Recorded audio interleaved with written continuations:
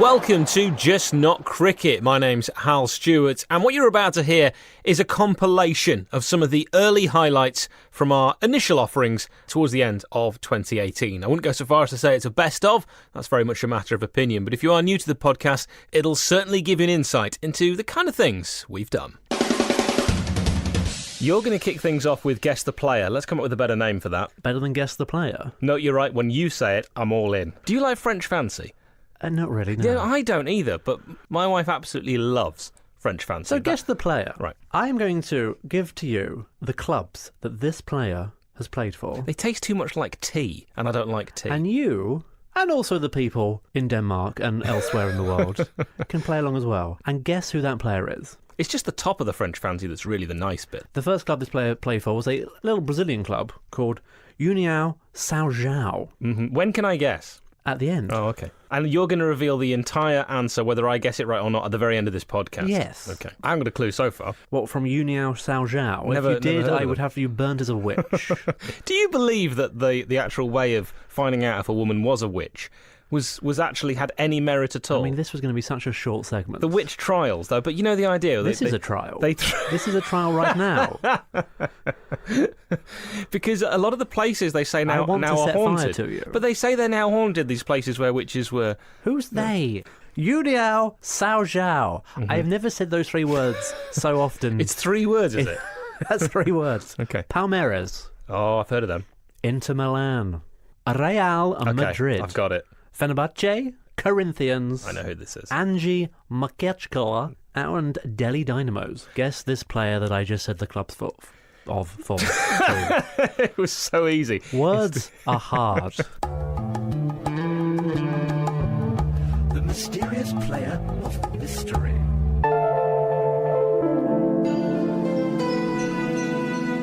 On Christmas Day, 1937, I want to take you back. Oh. See, normally it's me taking you back. I like this change of pace. Yeah. Sam Bartram was in the papers after a bizarre incident in a match against Chelsea. He was playing for Charlton at the time. This was at Stamford Bridge. Now, with the score 1 apiece, the game had to be called off in the 61st minute due to... What do you think? Due to... Go on, have a go. Due to a warthog on the pitch. Oh, it's good. It wasn't the Waterhogs. It was thick fog. Oh. The fog, she was thick. Right. That's actually something I like from when I was on holiday in Italy. We had the waiter say to us, the soup, she is good. I like when they attach a gender to your... Anyway, unfortunately... Your waiter had an agenda? They always do, don't they? Oh, don't trust them. You know what it is? Those waiters. It's about getting my tip. That doesn't sound right. And you, famously, don't tip. That's true, I don't tip. I'm like Mr. Pink in Reservoir Dogs. Which is a dreadful habit. Especially as my sister was for many years a waitress. There you go. Unfortunately for... Now she is destitute for that very reason. Unfortunately for Bartram, he was the last to be made aware. He said, soon... Actually, do you want to do... should I do an accent for this? Would you like an accent? Can I choose the accent? You can choose the accent, yeah. I would like you to do London. Well, we were talking about Peru a little while ago. He's from London. He's from London. Peruvian. He's from London. But I want you to do a Peruvian accent. How do they sound?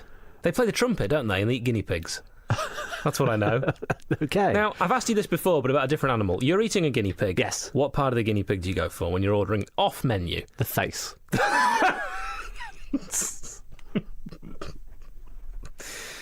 Right. I'm not doing that accent. Soon after the kick-off, fog began to thicken rapidly at the far end, travelling past Vic Woodley. And you know what that meant, Adam. When fog passes Vic Woodley, it's all kicking off. All bets are off then. You just got to get out of there in one piece. That's how the Met Office used to measure the severity of the fog. How far is it past Woodley? Get your ruler out. 3 centimetres. It's 3 centimetres past Vic Woodley. Everyone back in.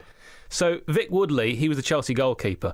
Now, he wrote all this in his autobiography, which I want to imagine was called Sam and the Big Fog. The referee stopped the game. This is Sam. I'll do a little accent so you've got a rough idea. Okay. The referee stopped the game, and then, as visibility became clearer, restarted it. We were on top at this time, and I said, "Wow, fewer and fewer figures, I can't see anyone. We must be attacking steadily." I paced up and down my goal line, happy in the knowledge that Chelsea were being pinned in their own half. The boys must be giving the pensioners the hammer. I don't think that's actually related to the game, but hey, it's a way of getting the elderly to cough up their cash, or give you some tips, if you will. Played by Michael Caine in his biopic. I thought smugly. I stamped my feet for warmth. Quite obviously, however, we were not getting the ball in the back of the net, for no players were coming back to line up, as they would have done following a goal. I'm glad he cleared that up, because that's what happens, isn't it? You score a goal and then you retreat to the... I don't know what's happening. Okay. Time passed, and I made several advances. Oh, I say. Sam, Well, it was a... it's that kind of story. It was a different time back then. Time passed, and I made several advances towards the edge of the penalty area, peering through the murk, which was getting thicker and thicker every minute, I can tell you. I hate a thick murk. No, it's awful, isn't it? I hate it. Still, I could see nothing. The Chelsea defence was clearly being run off its feet. How does he know that if he could see nothing? He's guessing. After a long... He said clearly. Well, he's guessing. Nothing's clear in the fog. It's 3 inches past Vic Woodley, this fog. It's not a fog, it's a murk. It's a murk. Do you want me to do it in a Michael Caine? I thought you were. No, that's not a Michael Caine. That's more Murray the Daddy. Okay. After a long time, the figure loomed out of the fog, and it was in front of me. It was a policeman, and he gaped at me, incredulously. "What on earth are you doing here?" he gasped. It's a very posh policeman. "The game was stopped a quarter of an hour ago. Very well spoken. The field's completely empty." I approve. And when I groped my way to the dressing room, the rest of the Charlton team, already out of the bath and in their civvies, The man's insatiable. they were convulsing with laughter. Did you actually gather any of that story? No. 20 minutes he stayed on the pitch due to that Vic Woodley fog. Yes. They'd all gone home. Did he score? Vincent Candelar's candlelit courtship quest. Yes. Dating advice for football fans from former Roma left-back Vincent Candelar. Ooh la la, it's Candelar. What credentials does Vincent Candelar have for giving dating advice? Very attractive man. Uh-huh. So this week, what to wear on a first date. Oh, that was purely his credentials. He's a very attractive Yes. man. Okay. When deciding on what to wear on a first rendezvous, or as we say in France, meeting, it is important to give off the right signals and not come on too strong. I recall the first time I ever met French left-back and diminutive, chisel-jawed, hot-stepper, Bixente Lizarazu, or Liz, as I affectionately called him. And I said upon that initial encounter, "Liz, your chiseled jaw, your muscular thighs, your luscious locks, I'm nothing without you now. All I thought I knew was a lie. For the first time in my life, I can see clearly. This has taken all the strength I ever had in every ounce, every pore of my being, to be able to finally express my true feelings to you. And you alone. I now share my deepest, darkest desires, for it is you. You can know it all. You can take me there. Such a journey we will go on together. You are my everything." But he had his new Beats by Dre headphones on and didn't hear or see me. So instead I gave him a nod of the head. We never spoke again. Next week, making a good first impression. What are they doing now? That's what we're going to call this Who? section. Well, I'm going to tell you. Okay. In fact, I'll say the name of the player, and you can tell me some of the clubs that they played for. Sylvain Distin, can you recite some of his clubs? Sylvain Distin, the big French chap. Yeah. Newcastle United, I seem to recall him turning out for, and Manchester City. I want to say he started at PSG. And what about Portsmouth? Shall we throw that in there? Yeah, that's a place. Bournemouth? Bournemouth, yeah. Everton? Everton. Seems to be a theme, actually. So with Paris Saint-Germain, when he leaves a club, they then seem to be taken over by billionaires, and apart from Portsmouth, do incredibly well. That seems to be the theme there. Anyway, the reason I'm bringing up Sylvain Distin is, do you know what he's doing now? Do you want an yes. ABC, or do you just want to have a guess? I haven't got a clue. Give me an ABC. Okay, is he A, professional farmer, B, a tennis player, or is he C, a waste disposal operative? What even is a waste disposal operative? Well, you're not supposed to say it, but it's a bin man. Oh, I see. Yeah, Okay, right. sorry. Well, he can't be a tennis player. He's too old to be a tennis player. How old do you think he is? He's got to be in his 40s. He's 40. Well, there you go. You're not wrong. Paolo Maldini tried to be a You professional may have just jumped my tennis player. "what are they doing now" gun with my second one, which is Paolo Maldini. Paolo Nutini, the popular singer-songwriter. Well, he's not popular enough because he caught us out on Pointless, which, Do you by the know, way... I wondered how many episodes it would take for you to mention that. That's still available on YouTube. Paolo Maldini, how many of his club can you recite? How many of his club? Well, yeah, I mean, it's a tough one. I'll start with AC Milan. You say Milan, I say Milan, you say Milan. Paolo Maldini plays tennis. Believe Maldini prefers the clay court. Sylvan Distan, what are you going with? He can't be a bin man. What Right. was the first one? Farmer. Got to be a farmer. He is a tennis player. No, he Starting his isn't. career at Roland Garros, no less, so also prefers the clay service. Sylvan Distan now playing professional tennis. I'm not going to give you an ABC because I think you'll know this. Yeah. Ariane Deseu.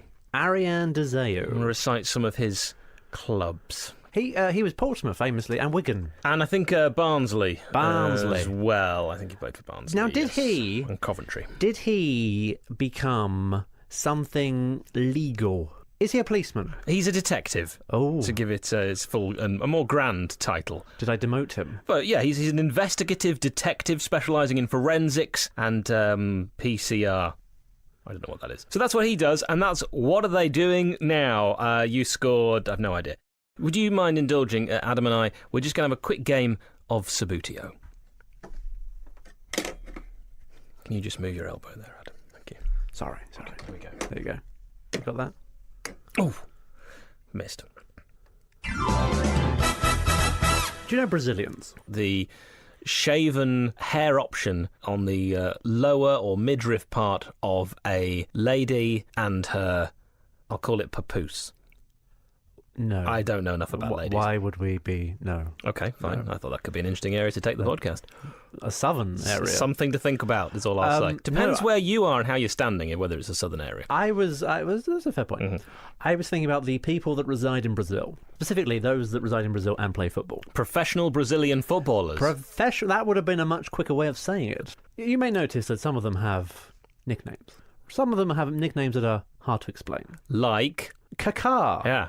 Which is, as you know, is the mating call of a crow. It is, yeah. Do you know what peacocks say when mating? Or not necessarily during the act of, but certainly in the wooing stage. In the wooing. In the wooing stage. Can I buy you a drink? No, they actually make only one call. Yes. And it is pretty much my name. Is it? Shall I do a demonstration? Here's what a peacock sounds like when it attracts, or at least has spotted, potential mate material. So let's imagine, Adam, and I don't think this is too much of a stretch, that I am a fully aroused male peacock, Right. and you are the object of frightened. my affections, and you haven't noticed me, Right. despite my fine fettle of feathers. I feel like this is heading towards some kind of legal dispute. You're playing around. What are you doing? You're in a bush, Right. and I'm thinking I want to do the same.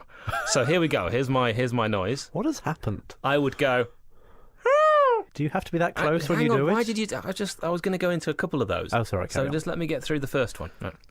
Can you imagine what that's actually like for a peacock? I mean, being he's interrupted mid. performance. Dangerous.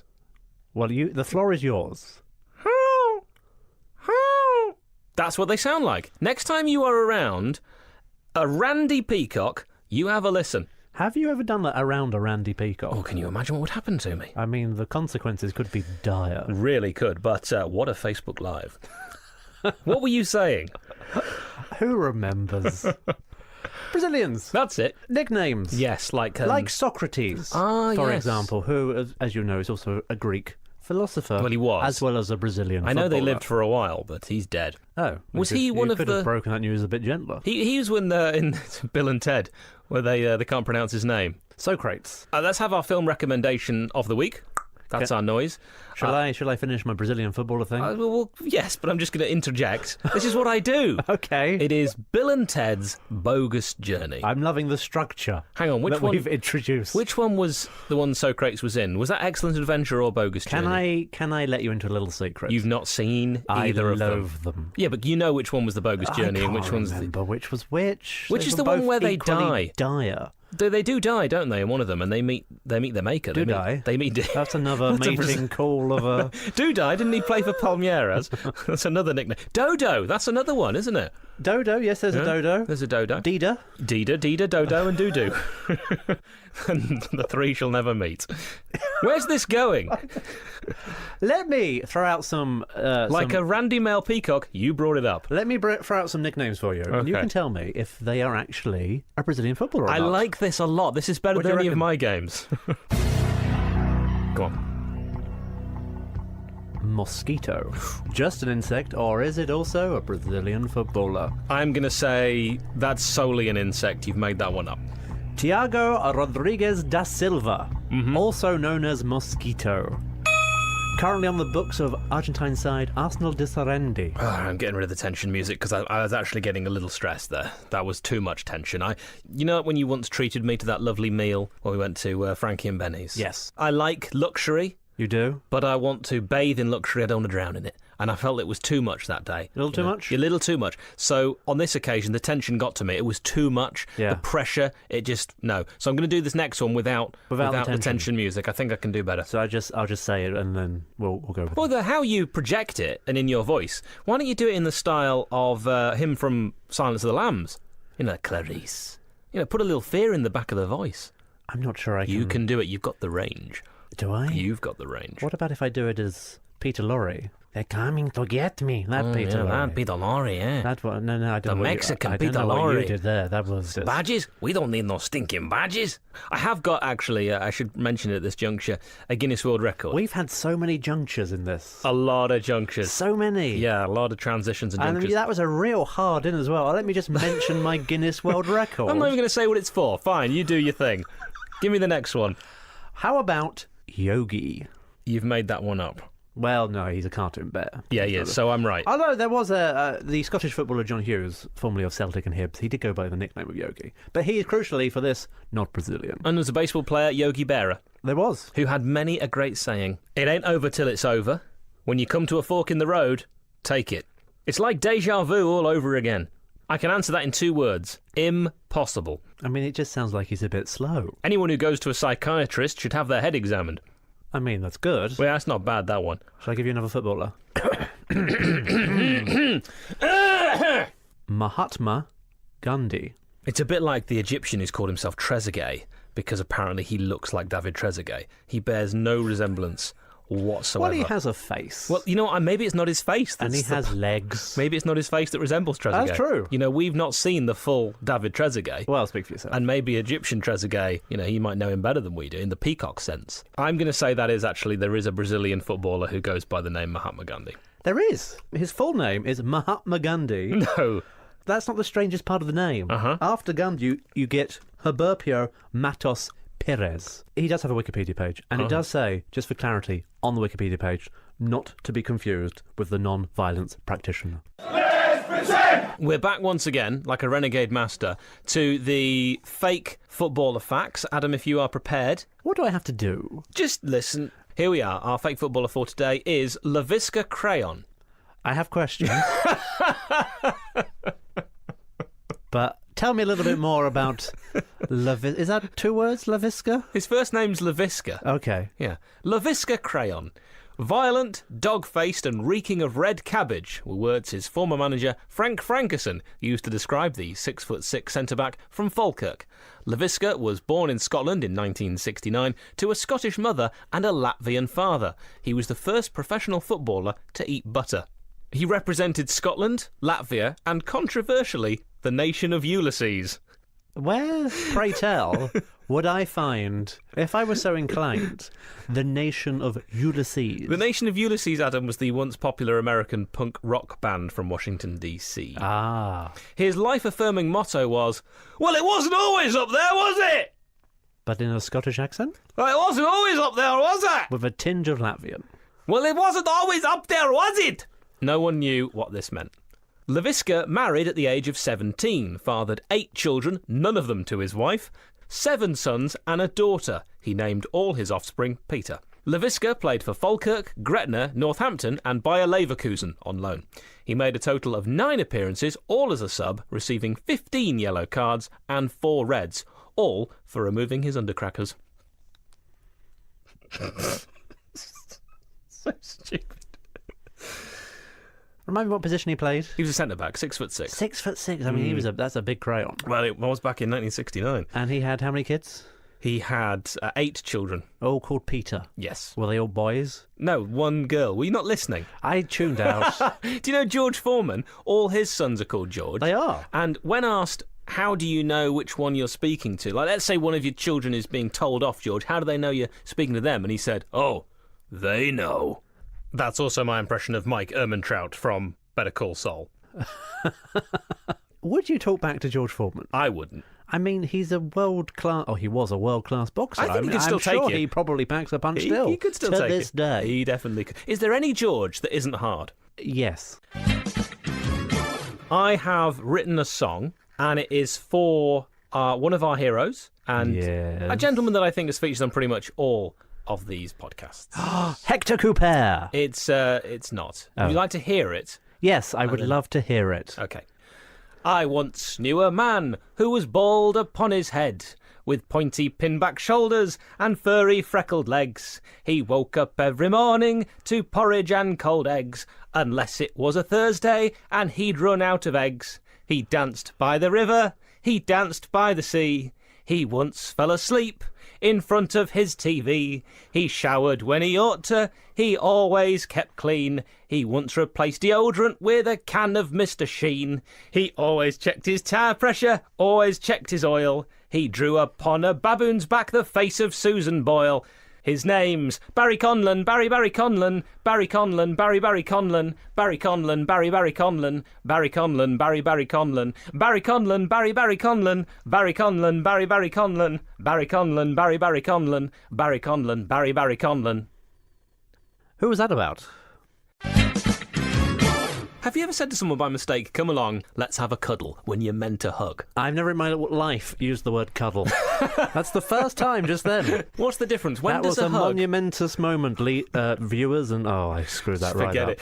What's the difference between a cuddle and a hug? When does it actually become? What's the difference between a cuddle and a hug? When is it? Because you know, spelling. A hug is like, I think, a little embrace that lasts for a couple of seconds. Yeah. But what about a cuddle? Is that when you? Is that when I one feel of like you? It's more intimate. One of you at least. I feel like it involves romance. Do you think it needs to involve romance? Actually, no. Maybe not.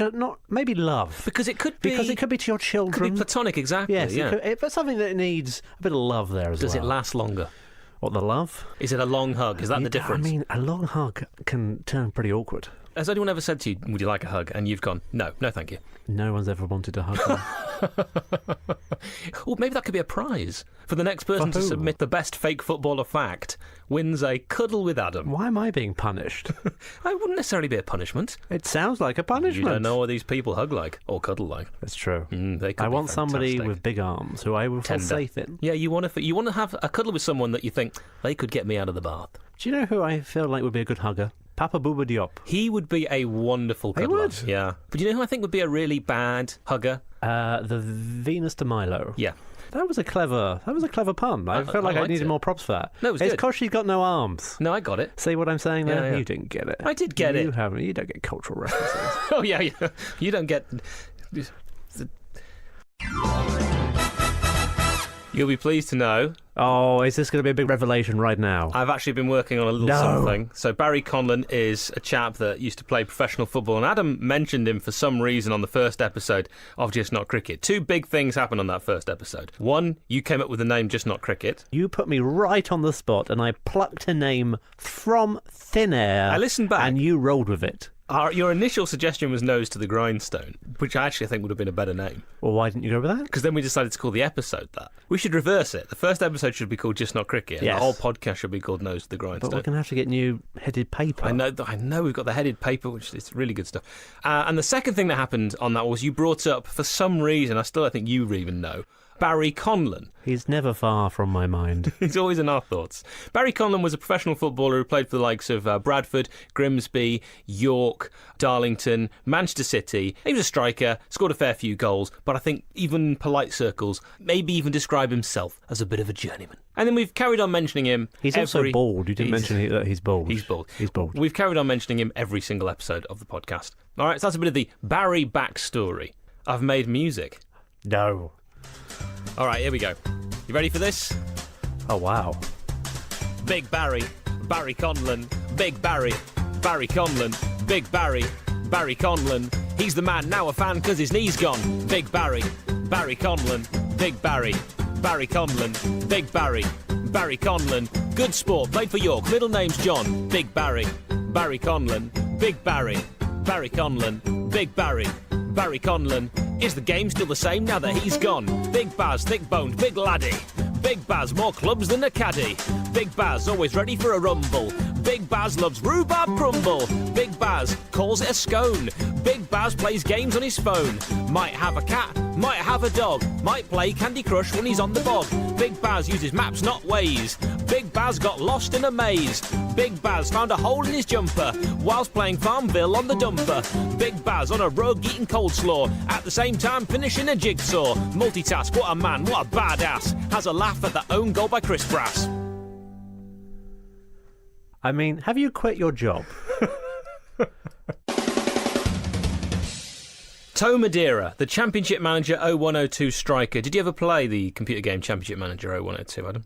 I did. I don't remember Toe Madeira. Toe Madeira, a striking legend on the game. It was not unheard of for him to score 60 goals a season. But the reason you might not have heard of him, he was removed from the first update that the game's makers put together after it was discovered that the best striker in Portugal was not real. Oh. He was created by the scout for Portugal, a man called Antonio Lopes. He was a researcher entrusted by the Chat Manager team, which of course is now known as Football Manager, to provide information on all Portuguese teams. Lopes, himself a former footballer, had represented, and pronunciation warning in effect, Govia, Gouveia. Why not?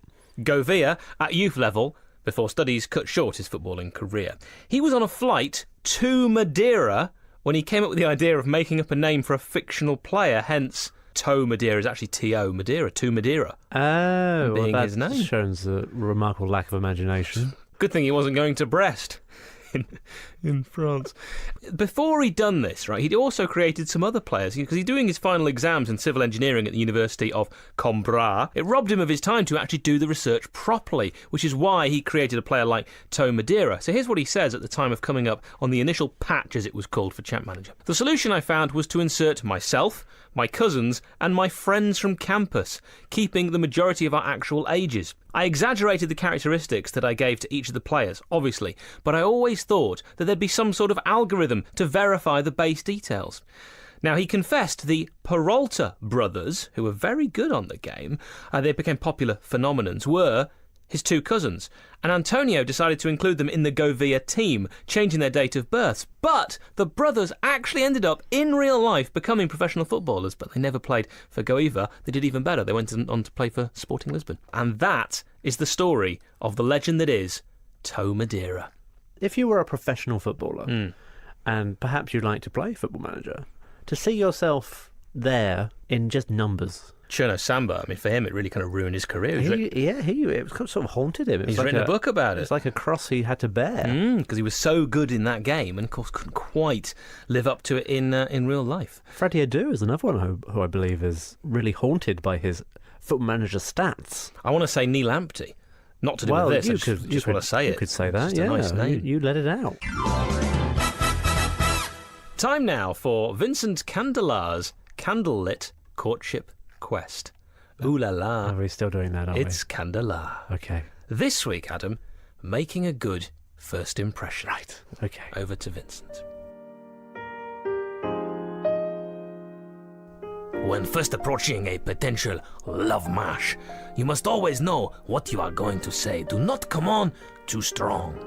I remember the first time I met France Capitaine Laurent de Blanc, and I said to him, Laurent Blanc, your hair, your legs, your eyes, I am lost in those deep pools. My gosh, your eyes, so filled with joy, so full of wonder. What adventures we shall have together. I will treasure every waking moment in your presence. Just feeling the warm air of your breath on my skin gives me life, true life, real life, like no man has ever felt before. I know now that I have never really lived. I shall not forget this moment of pure, unadulterated ecstasy. You complete me. But he had his new Bose headphones on and didn't hear me or see me, so instead I just gave him a pat on the back. We never spoke again. Next week, how to invite a potential mate to dinner. All right then, let's move on. What I've done now for this particular episode is I've decided to introduce, Adam, a new character to the podcast. Right. And he's going to be doing some scouting for us. Does he have an accent? He does have an Okay. accent. He's going to be scouting for us and bringing us up to date with some of the latest exciting young players that we should keep an eye on. Well, that is exciting. Can we introduce Scouting Stevie? And this is his song. I don't get it. I don't like it. I don't want it. I might fight it. I like quavers, Nigel Havers, music dancing, Bob Hansen, picnic Pringles, red rash shingles. I like shouting. I went scouting. I like giraffes. I like Minecraft. Don't like ghosts. I eat toast. Wear slippers. Eat kippers. I bend forks back. I chew blowtack. I watch grass grow. Don't like Glasgow. I drink Coke. I'm a bloke. I watch TV. My name's Stevie. I'm a scout lad. Got an iPad. Got a big van. Got a spray tan. I sing show tunes. I eat dry prunes. Constipated. Frustrated. Sugar puffs, ma'am. I want red jam. Daniel Levy. He's not Stevie. I don't get it. I don't like it. I don't want it. I might fight it. Why does he have a big van?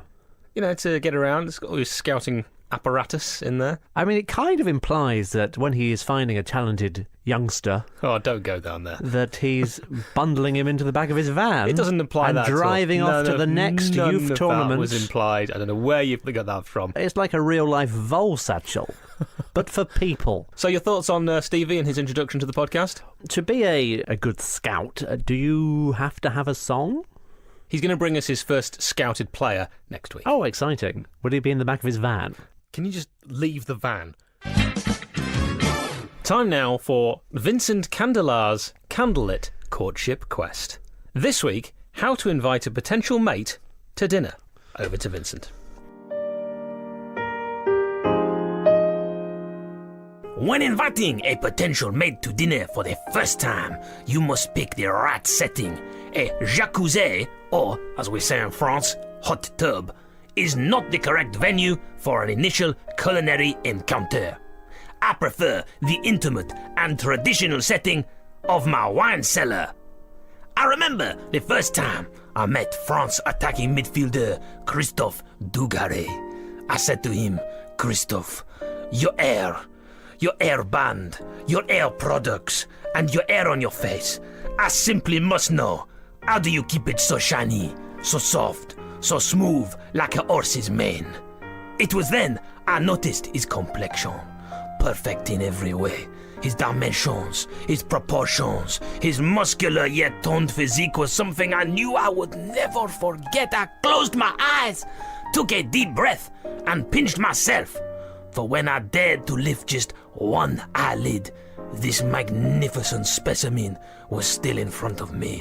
Oh, Christophe, I said, such natural beauty, such a sight I have never before witnessed. You are the answer to all my prayers. Every morsel of my being, every inch of my body, every sinew in my soul knows now that it is you, and you alone, that can unlock this yearning inside of me. But he had his new Sony headphones on and didn't hear or see me, so instead I gave him a slight wave. We never spoke again. Next week, the perfect romantic gift. Adam, which biscuit do you think could withstand the hot emotional love spittle of Frank Rijkaard? I'm going to give you three options. Oh, okay, options. Garibaldi. I do like options. Garibaldi, he united the disparate parts of Italy into the unified nation we know today. But it's also a biscuit. Okay, not the man. No, the Garibaldi biscuit. Okay. The pink wafer. I mean, that's when you know you've made it, when there's a biscuit named after you. Do you think? Yeah, Who else has got a biscuit named after them? Abraham Pink Wafer? Or, Adam, are you going with the wild card option, the bourbon? Why is that the wild card option? Because it's the last one I said. Ah, What is a wild card? A card that can't be tamed. Well, you've answered your own question. Leaps out of the pack. It's probably a diamond. Oh, yeah. There, you don't trust them. They're forever. They're all I need to please me. That's like in the lyrics of the song. They're a girl's best friend. They are. Which makes sense, because I cannot get through to women, because I'm not a diamond. I felt like we wandered into something else. Yes, I'm just having a moment. So what's your conclusion, Adam? What are they withstanding? The... Hot, emotional love spittle of Frank Rijkaard. Well, I mean the pink wafer. It lacks the structural integrity for that kind of work. You know this. I do know, I'm and not I a agree. fool. I agree, I'm fool. not falling No. into your trap. No, you did well. You sneaky, beardy-eyed northern trickster. What is the bourbon, obviously? Yes? You could build your house on a bourbon. 3 layers of solid things. Three solid layers of bourbon. Yes. Yeah. Of course it's a bourbon. Don't mock me with your ridiculous questions. So it would be the bourbon, because of its many solid layers, to absorb the wave of spittle being projected towards it. That's what Yes. you're saying. If Rudy Voller's head had been a bourbon, Yeah. there would have been no issue. None of this would have happened. Exactly. And the Garibaldi, you know the Garibaldi biscuit, yes, fine, we know about that. Do you actually like them? No. I'm not a fan either. But here's something I found out about Garibaldi himself. Oh, The man for which the biscuit is named. the man, the legend. The man, the myth, the biscuit. On the 24th of January 1860, Garibaldi married an 18-year-old Lombard woman called Giuseppina Riamondi. Immediately after the wedding ceremony, she told him she was pregnant with another man's child. I bet that other man didn't have a biscuit named after him. Garibaldi left her the very same day. Carlos Rich T was the other man. Whatever happened to him? I misspoke. He did have a biscuit named after him. For me, thanks for asking, Adam, it is the humble bourbon. I didn't ask. And what I'd do is I'd crumble it up and then I'd throw it into Frank Rijkaard's hateful, hateful hair. Time now for Adam's Hounslow quiz. What? It's well known that you're Whoa. wealthy. You're very wealthy. You own Hounslow, or at least some of it. Hang on. You've got the keys to the town. So we're going to give you a Hounslow quiz to see how well you know the place of your birth. This was not discussed. You were born in Hounslow, yes or no? Well, Isleworth.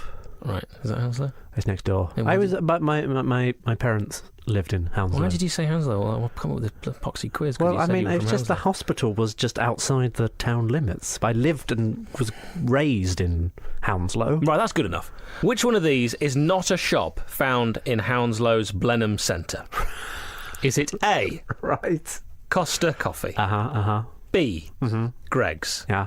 or C, Bongo Bingo Jim's Super Safari Pleasure Dome? I feel like if there had been a pleasure dome there, my formative years would have been much more exciting.